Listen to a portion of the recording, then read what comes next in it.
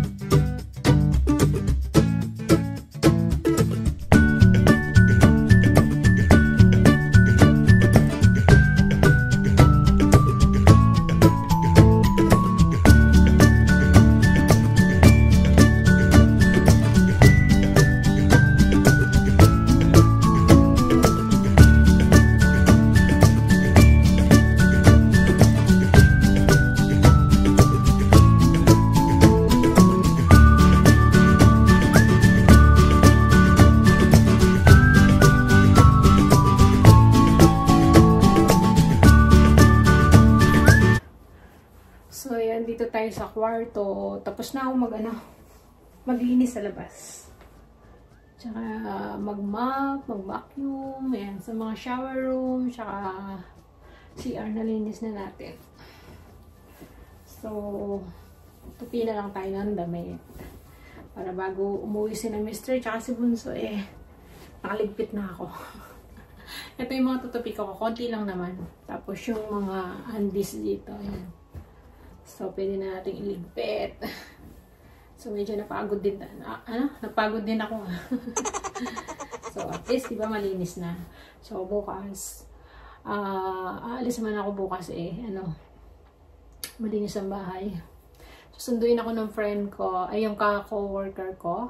Ano siya, yung taga-Cambodia yun. Nosebleed na naman tayo nito.